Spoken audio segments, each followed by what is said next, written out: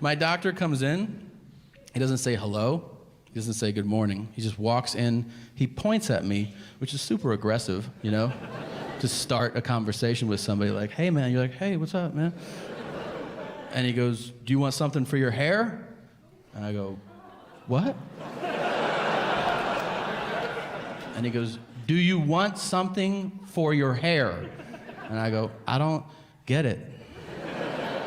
And he goes, has nobody told you that your hair's falling out? And I was like, damn. No. And he goes, oh, sorry. All right. Then he pulls my chart out of the slot, super dramatic, so that it makes a fucking noise. He goes, I'm like, and he goes, wow. And I'm like, really? Wow. Is it full-blown AIDS? Like, why is it wow? And he goes, you weigh 245. And I go like, yeah, like I knew that shit. And he goes, you weighed 230 last time you were here. Not exactly what I would call weight loss. And I'm like, are we at a fucking roast or something? Right? Like, what are you doing?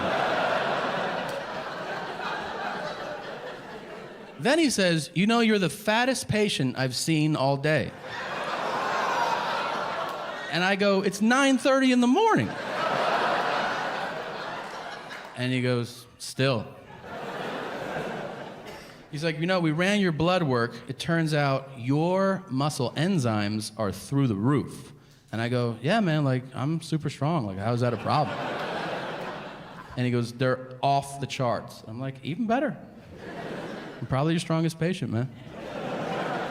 And he goes, I don't think you understand muscle enzymes. And I go, that's true. I don't know what they are. And he goes, well, the only way you could have them this high would be like, A, if you were an Olympic athlete, which clearly, you know, I'm like, dude, what is the deal, man? And he goes, the other way would be if you were a cocaine addict.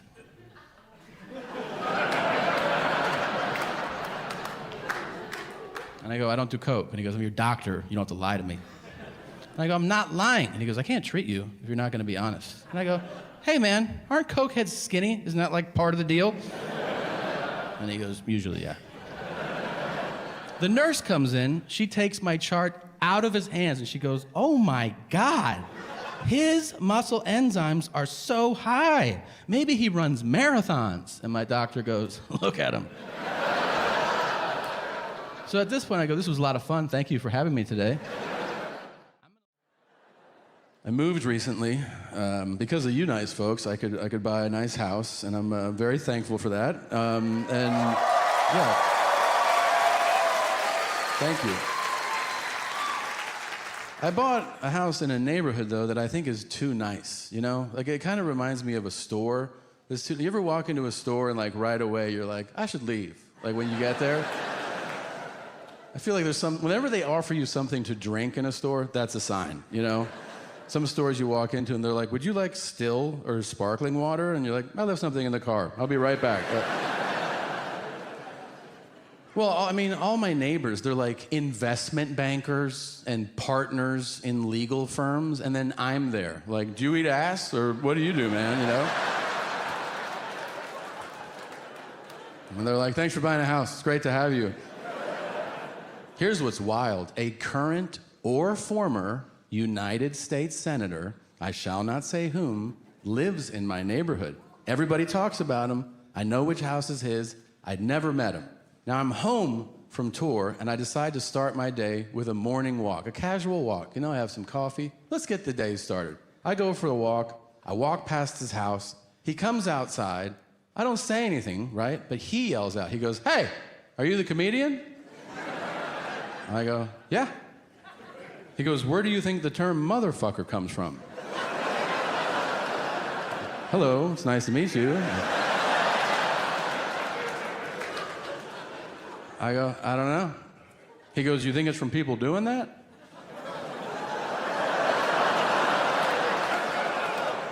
I'm like, fucking their moms? And he goes, yeah. I go, I don't know. He goes, how many people do you think do that? I go, more than you want it to be. And he's like, meow. Then, and I am not making this up, I could not make this up, he says to me, how about daughter fuckers? I go, first of all, that's not an expression that anybody uses. Right? No one's like, check out this crazy daughter fucker over here. I go, if you have kinks, we can talk about them, but not like this. I don't like this at all. And he goes, meow. And he just turns around and walks into his house. I'm like, what the fuck was that?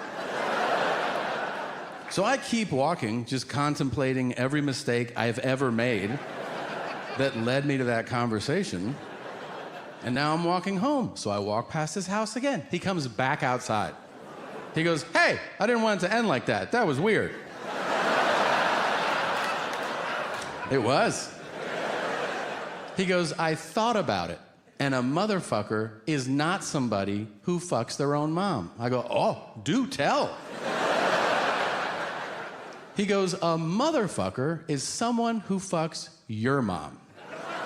He goes, that's the most disrespectful thing anyone can do, so if somebody is particularly rude, you call them a motherfucker. And I go, wow.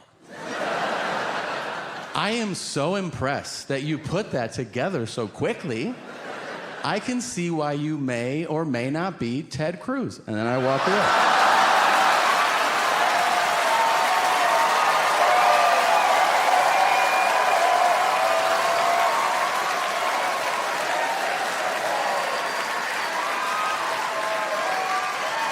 Oops. I'm not calling you stupid if you're religious, okay? That's a cheap shot. If religion gives you comfort, I think that's great. I would not call you stupid for that. I would only call you stupid if you read your horoscope. And you make life decisions based on what the planets are doing. I don't know if you've ever spent time with one of these non-contributors, but they're usually sharing their wisdom, like, you gotta go for it, because you're a Pisces. Thanks, Doc. Those are the same people that think it's a miracle to share a birthday with someone. Like, that's a noteworthy event. And then you get to explain how that's not weird. Well, there's a lot of us, and not that many options. It's gonna happen all the time. Those people, ugh. But the ones who make me immediately homicidal are people who get excited about a close to each other birthday, as if that is worth wasting a breath on. I get this in hotels once a month. I check into a hotel, guy will take my ID and he'll be like, you're April 16th? I'm April 3rd.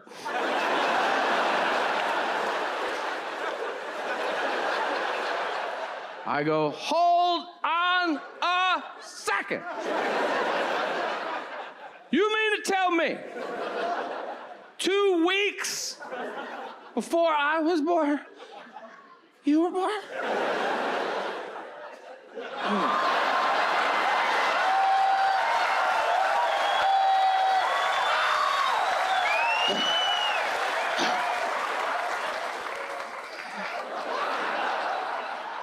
Yeah, I've got panty pudding now.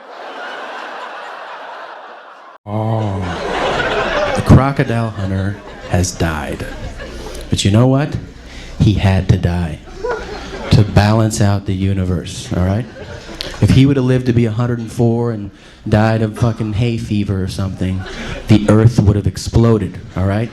Because he ignored one of the universal rules, which is don't fuck with animals. Right? But he didn't just ignore it, did he? No. He waved his dick at it, didn't he? Yeah. He danced the foxtrot around it, you know? And all I'm saying is, if you're gonna run around the world and bang hookers every day for 20 years without a condom, you can't cry when it burns. Right?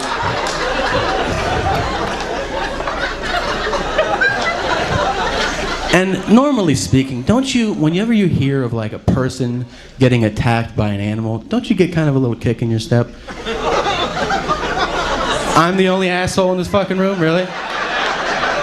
I feel like somebody gave me a hug every time I hear about that shit. I don't give a fuck. Because there's a sense of justice to it.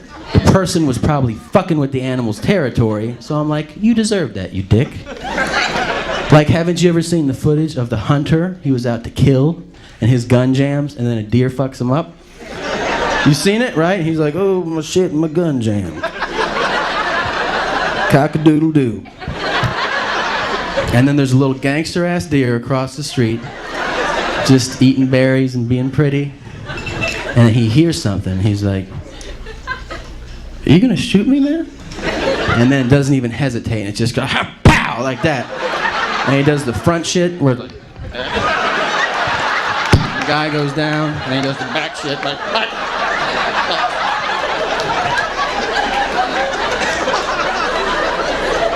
I'm so fat, I'm out of breath just from doing that shit right there.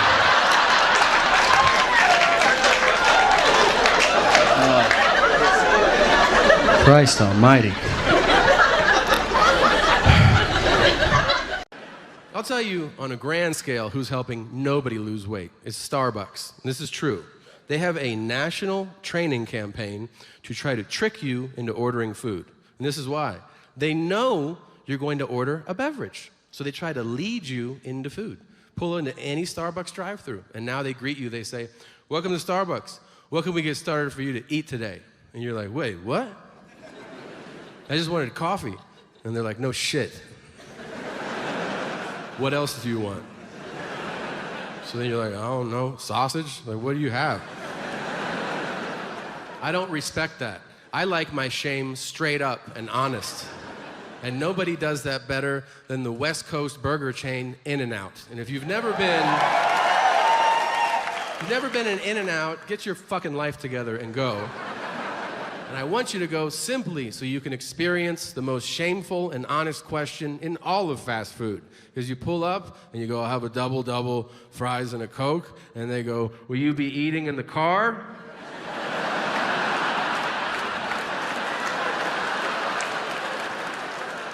Yeah, I think so.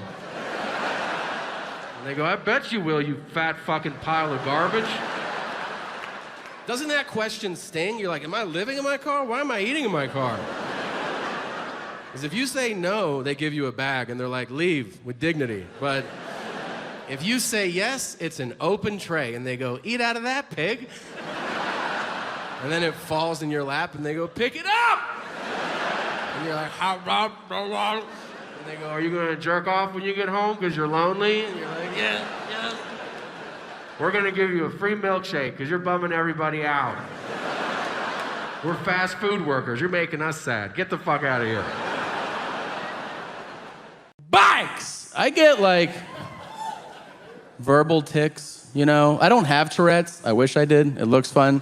But I'll just yell shit out. It's like a hook on a catchy song, except it's just stuff that I watch. And then, bikes! I just yell it, you know? Over and over. Only like 2 or 3 million times. But I'm obsessed with the show Scared Straight. If you've never seen it, it's tremendous.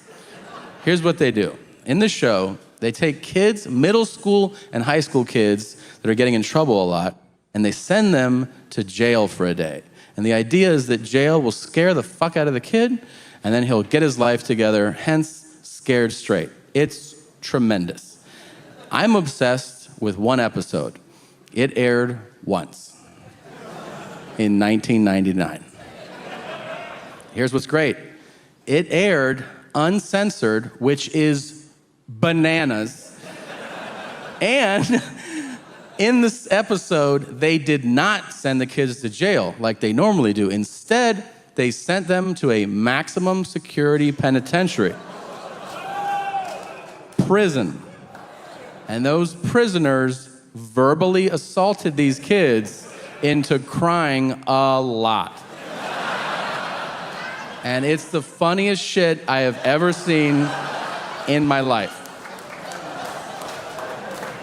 First of all, don't feel like too bad for these kids are super badass. They're not like spitting spitballs in class and they're fucking stabbing other kids. They're badass kids, okay? And they show up to this thing with attitude. Like, they walk in, they're like, what's up? This ain't shit. I run 6th grade. I ain't scared of you, man. Like, can't scare me. And they're greeted by a guy named Crazy Chris. Chris has scars on his face, and the screen freezes, and it says, Chris killed 6 people, and he's doing a double life sentence. Like, this dude is so bad that when he dies and he's reincarnated, that guy's doing life in prison also. So, this is a bad motherfucker right here. The kids are like squatting around, and Chris is like, hey, my name's Crazy Chris. And from now on, you will see me in your nightmares. And the kids are like, what the fuck? Like, I'm 12, don't talk to me like that, man, that's crazy. And then he goes, if I ever see you again, I'll take a bite out of each of you. And they're like, all right, we're all reformed now. Thank you very much. Jesus, but they can't leave. The next guy comes up to him and he goes, hold my pocket. Hold my pocket. And he makes kids walk around holding the inside of his pocket. You understand? So he walks and then they're like, I don't know what you know about prison, but if you're holding on to another dude's pocket, it's gonna be a rough day, all right? Not only is this guy making kids hold he's talking ridiculous shit to middle schoolers. He's like, I'm gonna make you suck my dick for breakfast every morning. And the kid's like, I hate breakfast. Funny shit like that. So, he's like, I'm gonna mush your motherfucking face. And the kid's like, so it's so fucking funny. There's one exchange where this dude, he pulls a kid out of line. The kid's like 13. He weighs, 100 pounds. And he has a bowl cut, okay? He has a bowl cut in prison. It's parted in the middle. And the prisoner goes, why are you here? And the kid's like, stealing? And he goes, the fuck you took?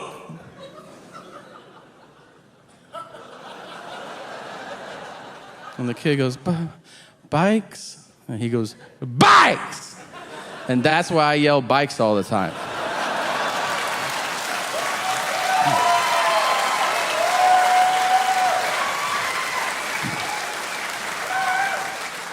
You should see me when we drive by a bike store. Holy shit. I'll be like, ah. And my wife, she's pretty over it. She'll go like, you get one. I'm like, all right, I'm gonna make this shit count.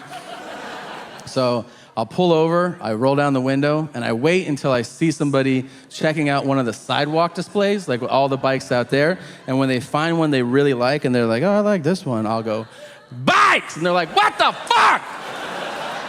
And I'll go, stop selling drugs! And I drive up. Great.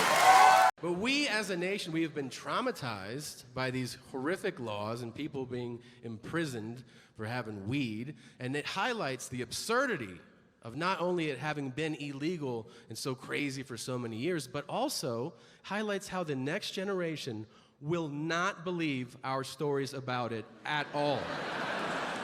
There's a 0% chance they will understand what we're talking about. It'd be like trying to tell a kid now, like, hey, you know, pigeons used to deliver messages to people. They'd be like, the fuck are you saying right now?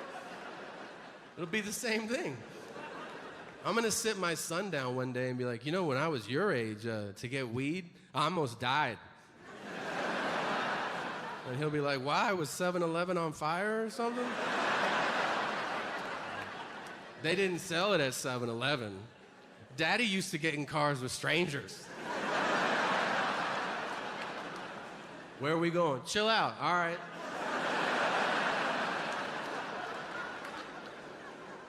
And 3-hour round trips to buy weed. And if you're like, oh, what kind of weight were you moving? $20 worth of marijuana. That kind of major shit. I bought weed from a dude in a standalone trailer one time. Not a trailer park, a solo trailer. The most terrifying housing situation that exists. Like where other trailer people are like, get the fuck out of here. They kick him out.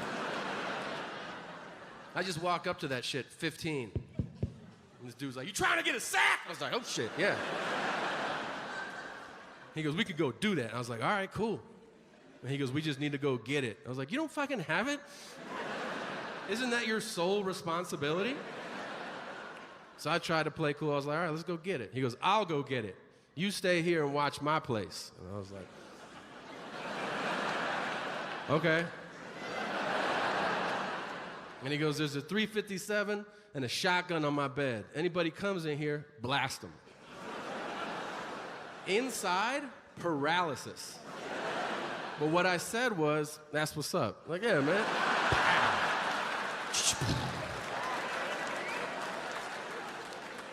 And then he stopped at the door and he goes, but don't shoot my mom. I go, can we get a description before we agree to terms? How about a height and weight on old mom? Not everybody agrees on weed. That's fine. I don't care. Like my parents, we don't agree. They're not cool with weed. I don't care. They're old. I still love them. My dad's a Vietnam vet. Some of them are cool with weed. Some of them are not. Some of them don't want to talk about Vietnam. My dad does. Some vets are like, I don't want to talk about it. And my dad's like, what do you want to know? Here's what I wanted to know when I was a kid. It's terrible to ask a stranger this, but it was my own father. I'd seen a lot of movies, so I'm like, you're in the war. Did you kill anybody? The first time I asked him that, he goes, no, I didn't. I go, all right, okay. A few years later, I asked him again, did you ever kill anybody? He goes, it wasn't like that. I was a lieutenant. I was in charge of people. It just didn't work like that. I said, okay. And then a few years later, I asked him again. I go, did you ever kill anybody? And he goes, I threw grenades into bunkers.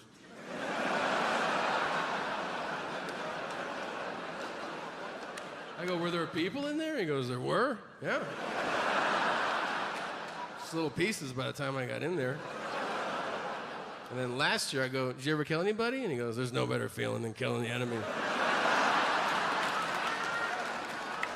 Whoa.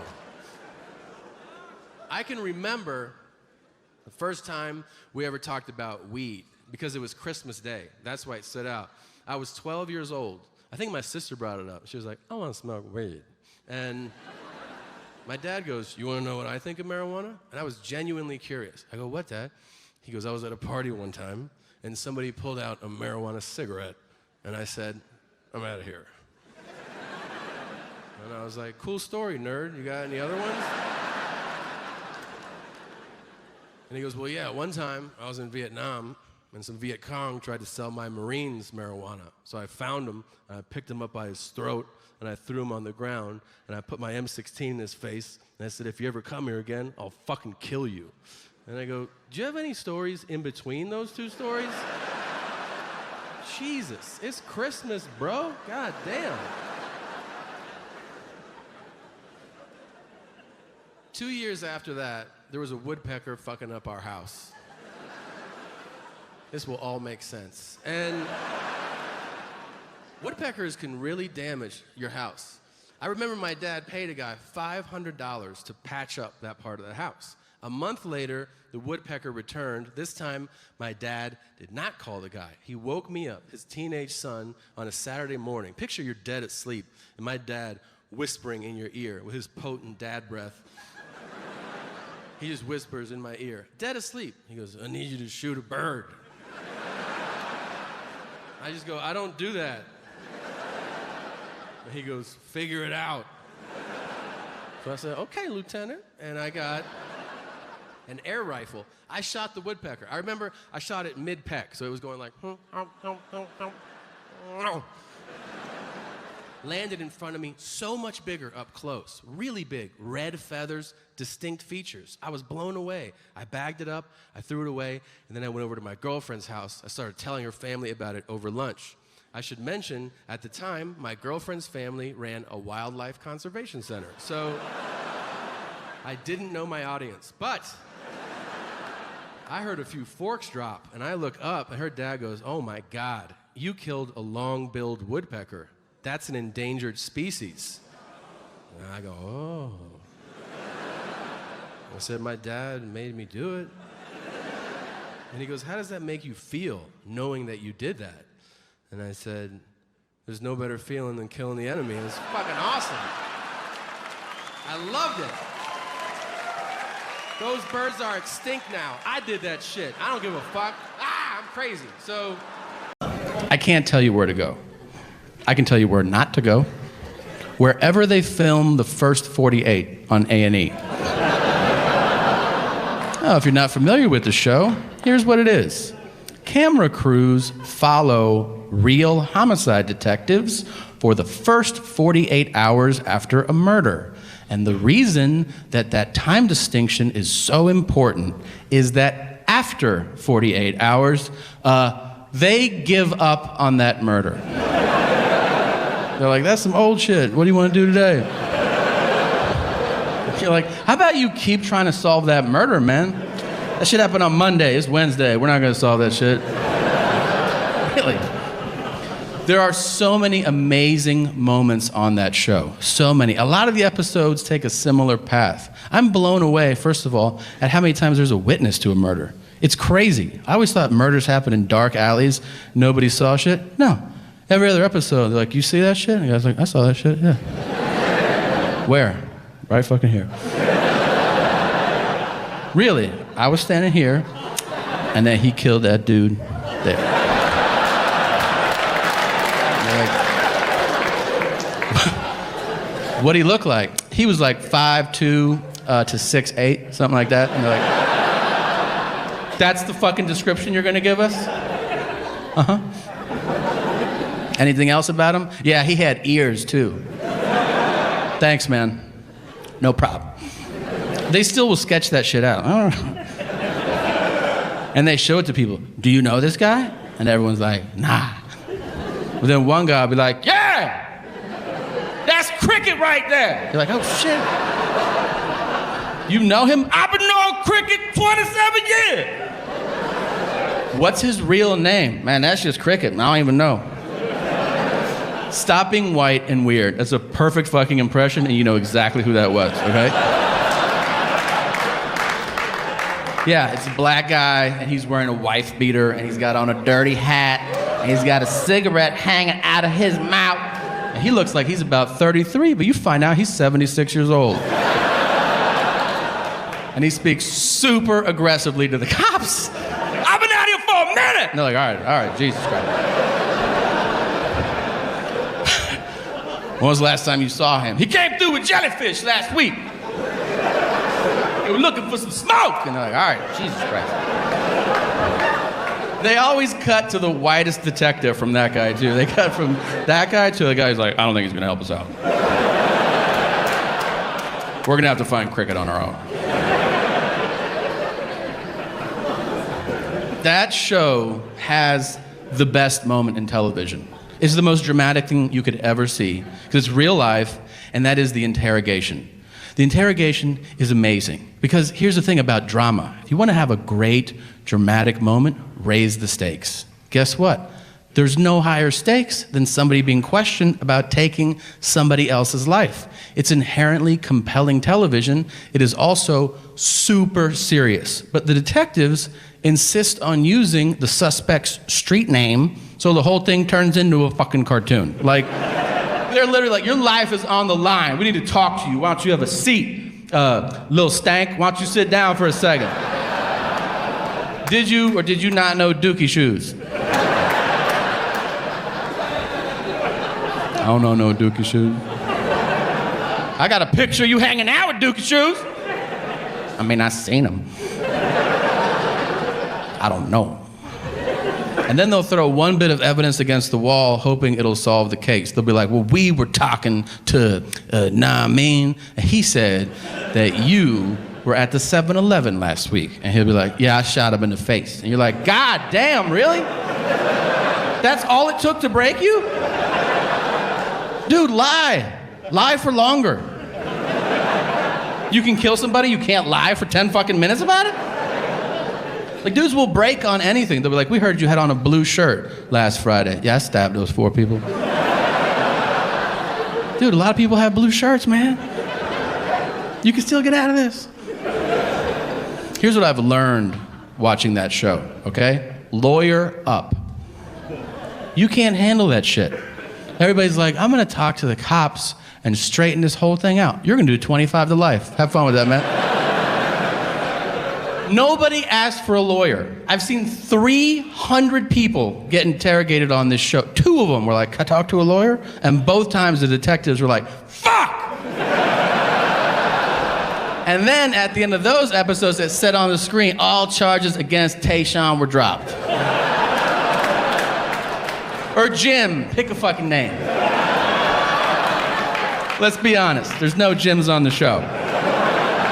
I've seen every episode, and none start with, hey Bryce, can we talk to you for a second, man? Where were you last Friday? I was over at Tanner's house. Then Skylar had a party, so we went over there. And then we picked up Connor and we had pancakes. Sorry, bro. Good detective, bro. You ever meet somebody and they're so boring, you feel like they poisoned you? Like, you're talking to them and you're like, I feel like I'm dying right now. And I think you did it. This guy's name is Craig. I met him, I made sure to get it. I was like, I'm gonna remember you for the rest of my life, man. I met him at the bank. Is he a bank teller? No. Is he a security guard? Nope. What's his job? I don't know, whatever they call that guy that stands in the lobby of banks now, where you walk in and you're like, do you work here? And he's like, I think so. That guy? The lobby liaison? Well, I saw him, we made eye contact. I don't know how you work. For me, if we make eye contact during the day, not at night, but during the day, out of human decency, I acknowledge you. So that's what I did. We made eye contact and I go, how you doing? And he went, and I was like, okay. So then I get to the second set of doors to walk in. And as I reach for that door, I hear, you going to the bank?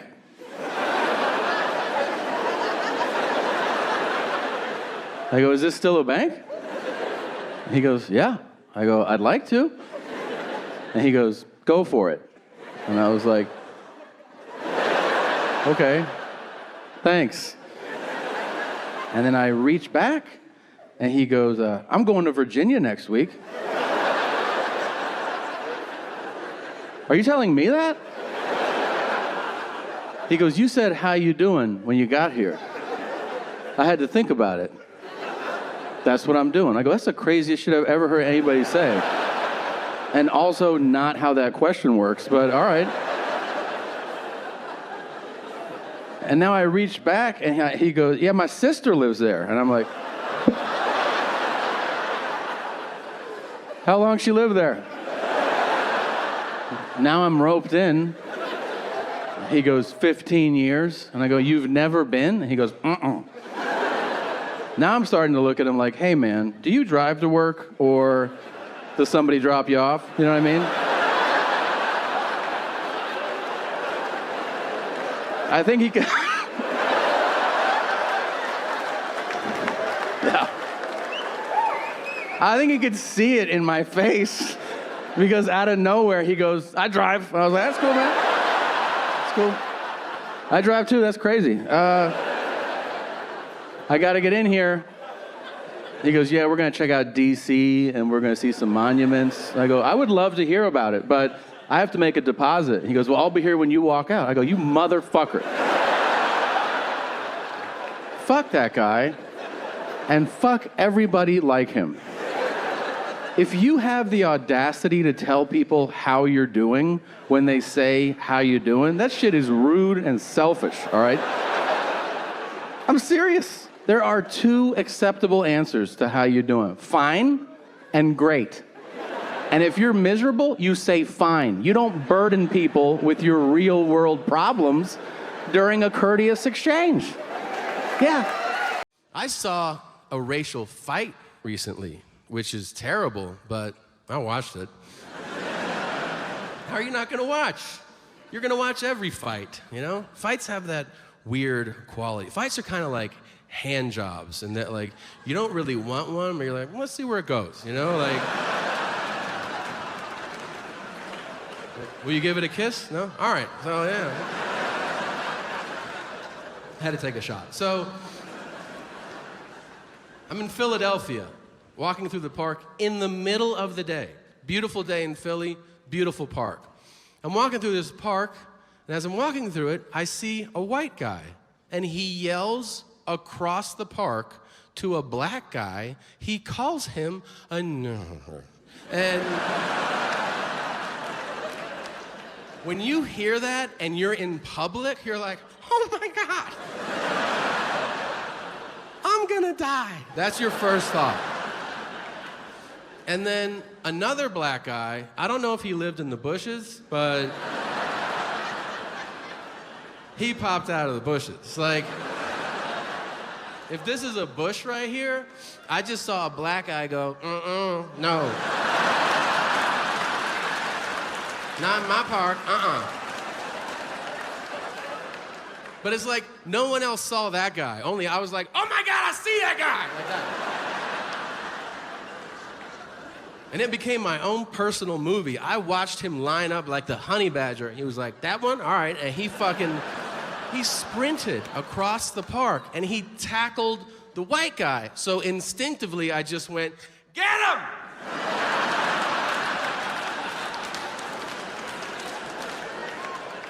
But it took me a second to realize I'm the only other white guy in the park. Yeah, so like 10 black people turned and I went, no! Him. Our him. And they were like, what? And I was like, I'm out, that's what. And then they killed that white guy. And for the record, I don't give a fuck if they did. You know why? There is no such thing as white guy loyalty, okay? I mean, there is, but those guys are obvious as they hold torches, but the rest of us...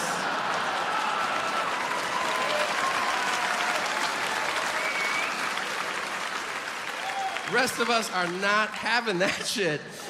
And let me tell you something, man. I'm jealous of interracial loyalty, because I see it. You know, if you're white, you see it with other races. Asian, you see it with black people for sure. What I'm talking about, there could be a dangerous situation.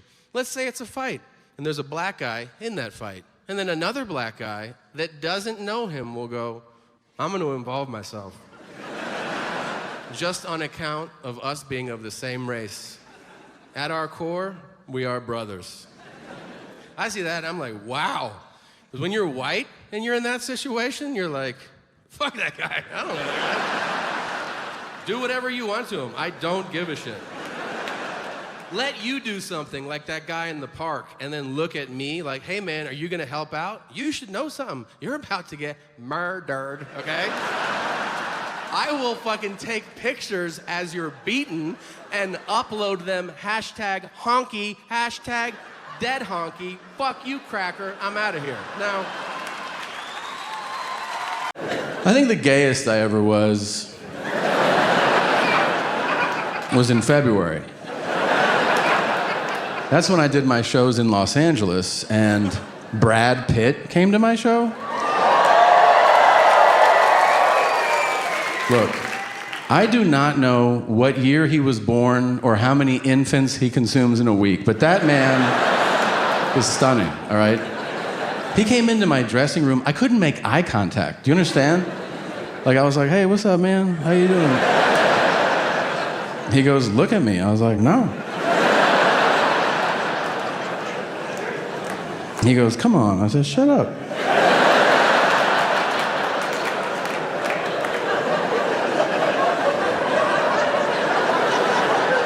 He goes, you want to give me a kiss? I was like, yeah. And he goes, do it. I'm like, I got it, I kiss. What?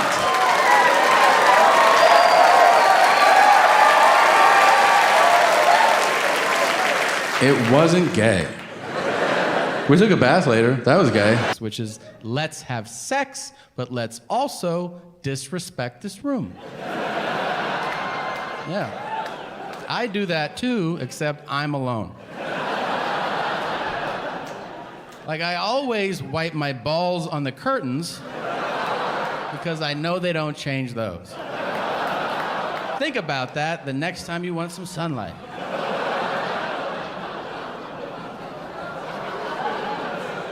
Or don't, just know that it's on your hand, you know what I mean? I moved recently. Because of you nice folks, I could buy a nice house, and I'm very thankful for that. And yeah, thank you.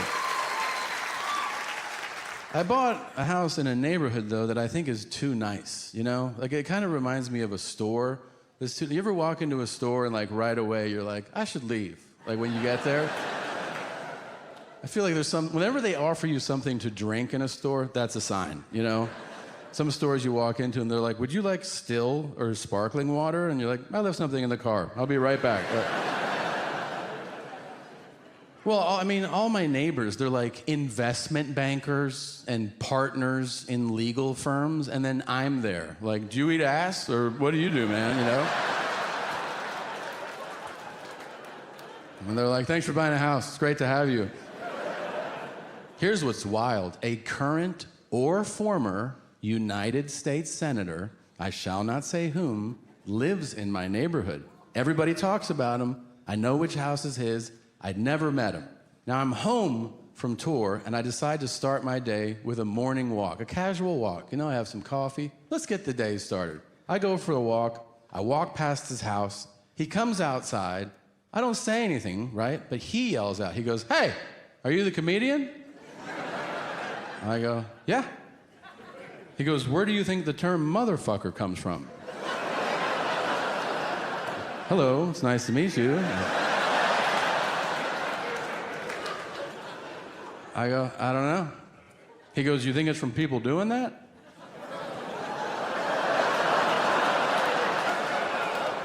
I'm like, fucking their moms? And he goes, yeah. I go, I don't know. He goes, how many people do you think do that? I go, more than you want it to be. And he's like, meow. Then, and I am not making this up, I could not make this up, he says to me, how about daughter fuckers? I go, first of all, that's not an expression that anybody uses. Right? No one's like, check out this crazy daughter fucker over here. I go, if you have kinks, we can talk about them, but not like this. I don't like this at all. And he goes, meow. And he just turns around and walks into his house. I'm like, what the fuck was that? So I keep walking, just contemplating every mistake I've ever made that led me to that conversation. And now I'm walking home. So I walk past his house again. He comes back outside. He goes, hey, I didn't want it to end like that. That was weird. It was. He goes, I thought about it. And a motherfucker is not somebody who fucks their own mom. I go, oh, do tell. He goes, a motherfucker is someone who fucks your mom. He goes, that's the most disrespectful thing anyone can do, so if somebody is particularly rude, you call them a motherfucker. And I go, wow. I am so impressed that you put that together so quickly. I can see why you may or may not be Ted Cruz. And then I walk away.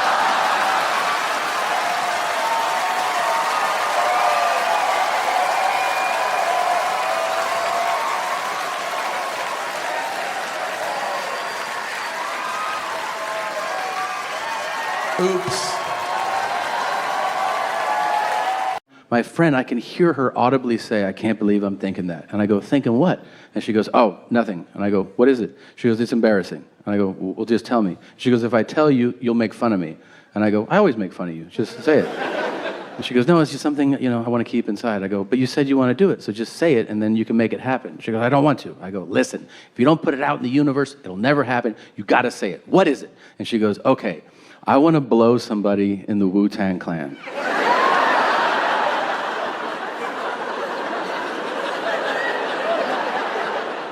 Now, I immediately think, what would my mom say, you know? And I tell myself, don't be like mom.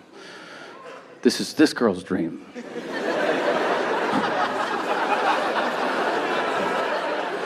So I look her dead in her eyes, and I go, you should try. There's a bunch of them. That's what I said. Now, 3 months later, she got on their tour bus, and she told them, and guess what? They all accepted. If you are not familiar, there are 9 guys in the Wu-Tang Clan. 9. So many guys. That's so many. Can we park for a moment at how many dicks 9 is? I don't even understand how anyone's sitting in their seat right now. There's people out here like, what else you got? Are you shitting me? That's not a lot. Close your eyes and picture 9 dicks. You're like, oh my God, they're everywhere. Yeah, because there's 9 of them. That's why. I'm not slut shaming. I'm saying objectively, 9 is a lot of anything. Like if I was like, I had cinnamon rolls today, and you're like, how many did you have? I had 9.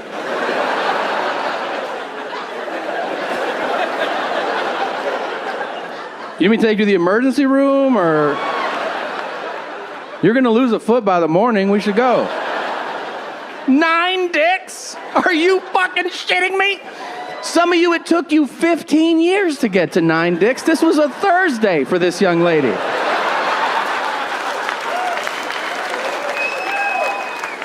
Try to imagine the physical labor involved with blowing 9 probably not small dicks. If you're not aware, the Wu-Tang fellas don't look like me, all right? That is some CrossFit shit at that level. If you think burpees are rough, try. Am I doing good? Do you like me now? Like, after how many do you think she was like, let's take a little break for a second?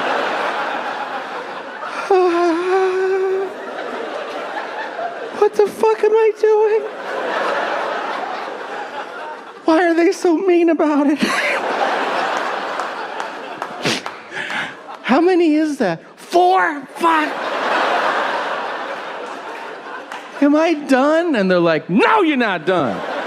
You got RZA, Ray, Ghost, Matt? No, you're not done. And she's like, but my neck hurts. And they're like, you gotta protect your neck. Don't you listen to our music?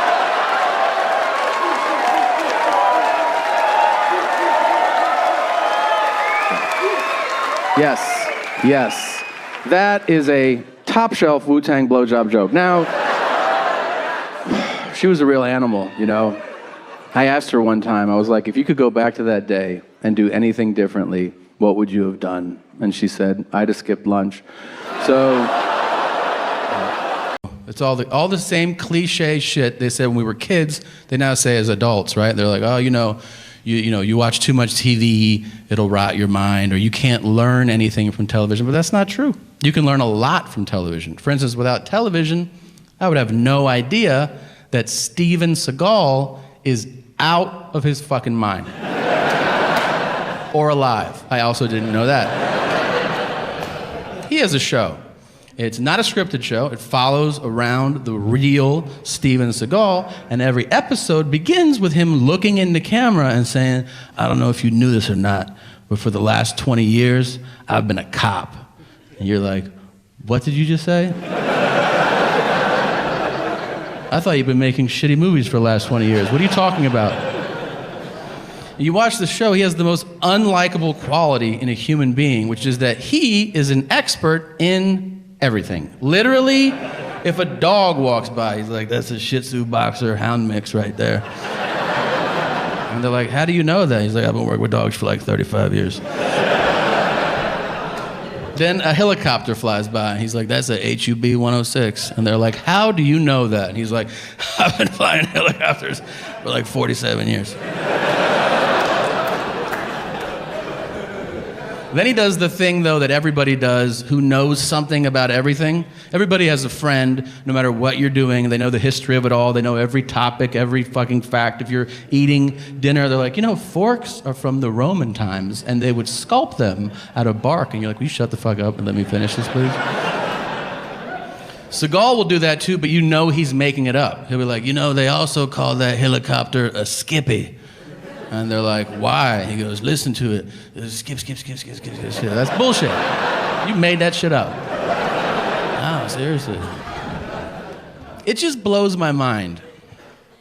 It really does. That everybody in this room, everybody has this real world possibility in their lives. All of us. We could go tonight, if we wanted to, tonight. You could go to Louisiana. You could start a fight in a bar. And there is a real world possibility that Steven Seagal will arrest you. Isn't that insane to you? I've lost sleep over this shit. I mean, that's crazy. That's literally like if you leave here and you roll through a stop sign and then Sylvester Stallone is like, hey, roll it down. And you're like, get the fuck out of here. You work here? He's like, it's my passion, yeah. Will you say Adrian or something? Nah.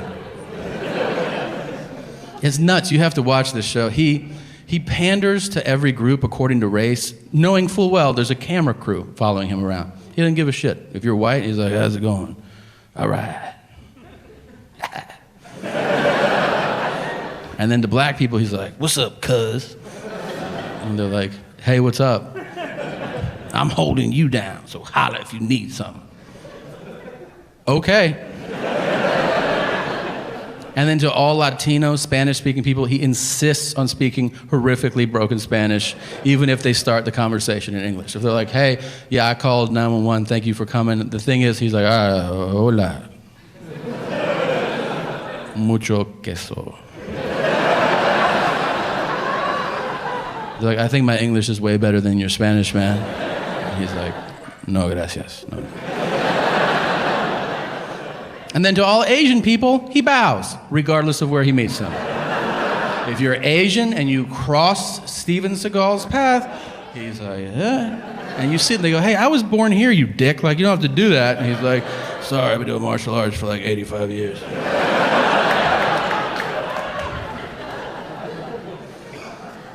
He trains other cops in hand-to-hand combat. I think that's infuriating for those cops. It's not like we're hanging out. We're like, hey, man, do you want to do like a couple shots and then go down the street? Steven Seagal is teaching people how to throw punches. And we're like, okay, yeah, let's fucking go. No, it's you're a cop and you show up at work and they're like, we're going to go over hand-to-hand combat today so you can protect yourself if you're in a really dangerous situation. You're like, oh, cool. Who'd you bring in to teach us? Like some Navy SEALs or Green Berets? And they go, no, we brought in Steven Seagal.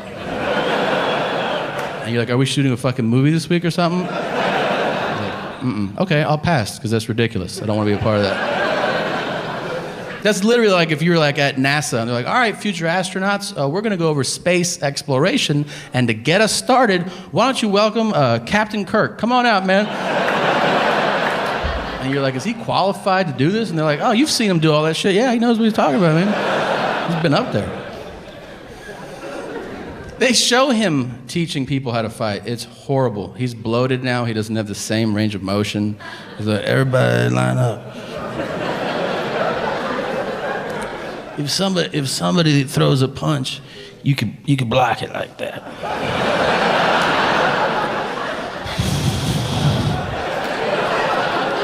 And then you can kick him in the throat like that. Are you kicking a child in the throat right now? Some people's throats are down there. I like Havarti cheese the most. What's your favorite? probably checked into 400 hotels this year. And when I tell you that this has happened to me more than half a dozen times, I am not exaggerating. Every hotel check-in begins usually the same. It's standard. Hotels, the people at the desk, they go, last name? And this just happened to me. Last name? And I go, Segura. And the guy goes, whoa, are you Japanese? And I go, 100%, yeah. And he just goes, oh, we don't get a lot of Japanese people here. That's pretty cool. So I have to stop him and go, hey man, I'm not Japanese. And he goes, Segura. Segura! Sounds Japanese. I go, that's because you're saying it Japanese. I could be Smith, and if you want to go Smith, it's Japanese. He goes, well, what are you? Which is fucking rude. Can I just say it's never important to ask that question? What are you? It's never important to ask that. It's sometimes important, but not a lot. When is it important? Sushi chef, accountant, 100-meter dash. Outside of that, sometimes it matters. So I tell him, I go, Segura is Spanish. And he goes, that's weird. You look white. I go, I am white. And he goes, but you're Spanish? And I go, correct. He goes, do you speak Spanish? I said, yes. He goes, so you're Mexican? And I go, no. And he goes, I don't know what's going on. I said, what's going on is you failed fucking social studies. And you're not too good at geography either. And then I see his head drop, like he feels bad. I'm like, look, man, you understand there's white people in Mexico. You know that part. And he goes, no, I don't. I said, there's white people there, there's black people there, there's even Asian people there. And if you really want to shit your pants, those Asian people, they speak Spanish too. You don't expect it, but they're like, dim sum, muy rico, si lo quiero probar, si no lo quiero probar, concha tu madre, nadie te quiere, anda la mierda. They are Asian, and they speak Spanish. I'm sorry that I'm fat. I don't like when people like they feel. Sometimes you're like, I'm fat, and they're like, Like, it's under my control, It's not like weather where I'm like, oh, these fat pellets are raining down on me. Like, it just happens, But sometimes when I'm eating and I feel feelings, I'll be like, nope. I'll just bury those under this. This is true. Every time I go out to eat with somebody, at least one person will be like, hey man, why are you sweating? Like, what's up with that? We're not racing. I'm like, we're not? I thought we were racing. No. The biggest boost to my day, I think, is when I eat myself out of breath. I don't know if you've ever done that before. It's fun when you're eating and you go, and then you have a chance to think about it. You're like, why did I just stop to take a deep breath? Oh yeah, my body also needs air. You fat fucking turd. God, it's so weird. People ask me, I get asked fucking travel advice from strangers. Can we just break down how crazy that is? Like, people come up to me and they're like, hey, you travel a lot, right? And I'm like, yeah. I'm like, where should I go? I don't fucking know you, man. You ask travel advice to people who know you intimately. They know you well. They can guide you based on what they know about you. I mean, you don't ask strangers dining advice, right? Because you're like, hey, where should I eat tonight? I know I've never met you before in my life, but do you think you could give me a recommendation? Yeah, you should try this dim sum place. But then that person might go, oh, I hate the Asian world. And you're like, oh shit, I didn't know that about you. Like, yeah, I killed like 4 of them. Like, what are you, like a serial killer or something? Yeah. Now you're in an awkward conversation with a serial killer. Here's all I'm saying. I can't tell you where to go. I can tell you where not to go. Wherever they film the first 48 on A&E. Oh, if you're not familiar with the show, here's what it is. Camera crews follow real homicide detectives for the first 48 hours after a murder. And the reason that that time distinction is so important is that after 48 hours, they give up on that murder. They're like, that's some old shit. What do you want to do today? You're like, how about you keep trying to solve that murder, man? That shit happened on Monday. It's Wednesday. We're not going to solve that shit. Really. There are so many amazing moments on that show. So many. A lot of the episodes take a similar path. I'm blown away, first of all, at how many times there's a witness to a murder. It's crazy. I always thought murders happen in dark alleys. Nobody saw shit. No. Every other episode, they're like, you see that shit? And the guy's like, I saw that shit, yeah. Where? Right fucking here. Really, I was standing here, and then he killed that dude there. Like,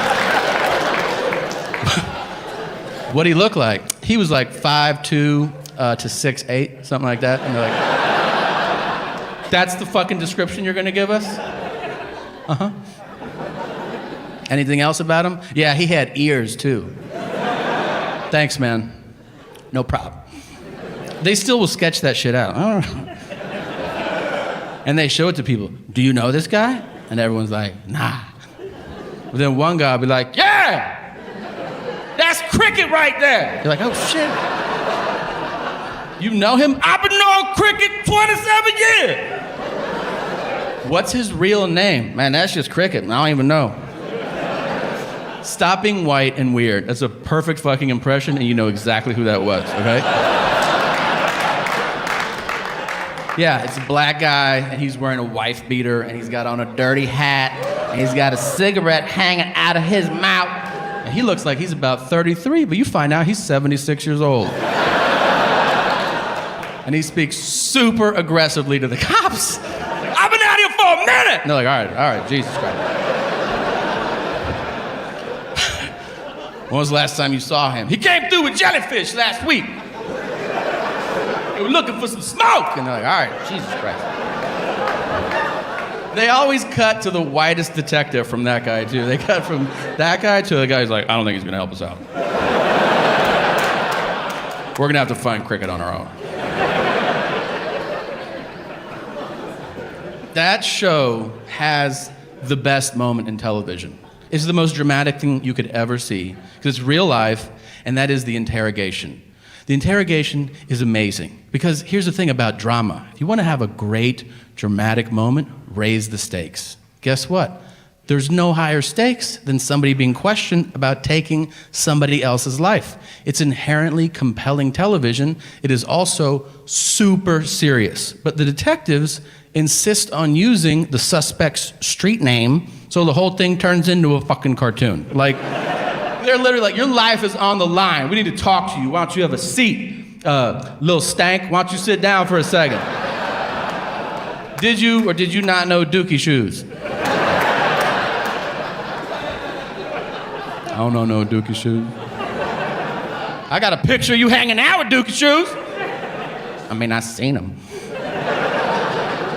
I don't know.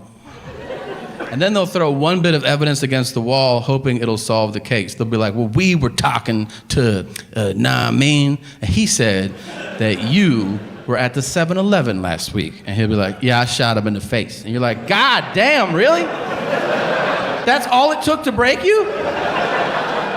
Dude, lie. Lie for longer. You can kill somebody, you can't lie for 10 fucking minutes about it? Like, dudes will break on anything. They'll be like, we heard you had on a blue shirt last Friday. Yeah, I stabbed those 4 people. Dude, a lot of people have blue shirts, man. You can still get out of this. Here's what I've learned watching that show, okay? Lawyer up. You can't handle that shit. Everybody's like, I'm gonna talk to the cops and straighten this whole thing out. You're gonna do 25 to life. Have fun with that, man. Nobody asked for a lawyer. I've seen 300 people get interrogated on this show. 2 of them were like, can I talk to a lawyer? And both times the detectives were like, fuck! And then at the end of those episodes, it said on the screen, all charges against Tayshaun were dropped. Or Jim, pick a fucking name. Let's be honest, there's no Jims on the show. I've seen every episode, and none start with, hey, Bryce, can we talk to you for a second, man? Where were you last Friday? I was over at Tanner's house. Then Skylar had a party, so we went over there. And then we picked up Connor and we had pancakes. Sorry, bro. The detective, bro. I think that 69ing is overrated and it sucks. Yeah, you see that? Some people clap and some people are like, arrest this man. But listen, the story of why is more important. Do you remember when you first heard about it? I do. I was in 3rd grade, and that's too young, all right? One of the older kids told me, and I was like, what? At the same time? I almost had a seizure. I didn't know what he was saying. I didn't even have references so I could pretend like I understood. I was like, that's like eating a cheeseburger covered in ice cream while you're taking a shitter. And he was like, that's exactly what it's like. From that day on, I was hooked. When I tell you I was obsessed, I was obsessed. I'm not saying it for a story. It is all I talked about, thought about, dreamt about, sung about, joked about. 69, 69, 69, 69. Every notebook in school, I was like, 69, 69, 69, 69. Every sports team I was on, I was like, I'm number 69. And they're like, this is 5th grade basketball. Why don't you chill out, buddy? Every birthday, every Christmas, my dad goes, what do you want? I go, I want a 69. And he goes, shut up and stop saying that. And I was like, no, defiant, no. 69, 69. It's gonna be the best, be the best, be the best, be the best, be the best. 69. It's gonna be like smoking meth out of God's dick. I wanna do it, I wanna do it, I wanna do it. And I built it up, and I built it up, and I built it up. And when I finally got to do it, You know what the first thing I said was? Get off me, all right? My neck hurts. I can't get my nose out of the way. Does it feel good? It feels like I'm working, all right? It'd feel better if you flipped over and polished me off, and then I'll do you. Why's it gotta be at the same time? Are we late for something?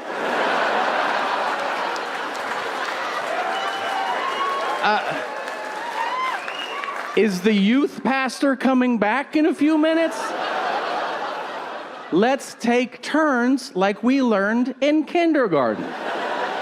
What type of maniac 69s as an adult? I mean, if you're a guy, I hope you're at least a gentleman about it and you lay on your back and you're not one of these savage fucking pigs who's like, I prefer this angle. And then you can hear the fight to live underneath you.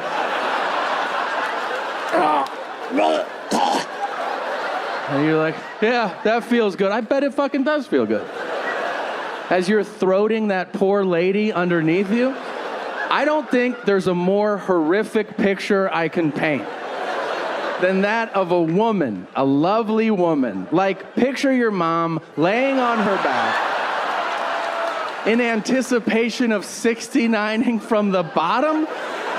And she's like, what the fuck? And she's got that look on her face like, is the search party gonna find me here? And then a man, a disgusting man, like me, is like, well, saddle up, here we go. And there's dingleberries and lint. And here's your mom, and I'm like, pop, pop, pop. And then if I do that, I hear, what's on my forehead? And I'm like, that's my gut. That's daddy's wet trash bag gut.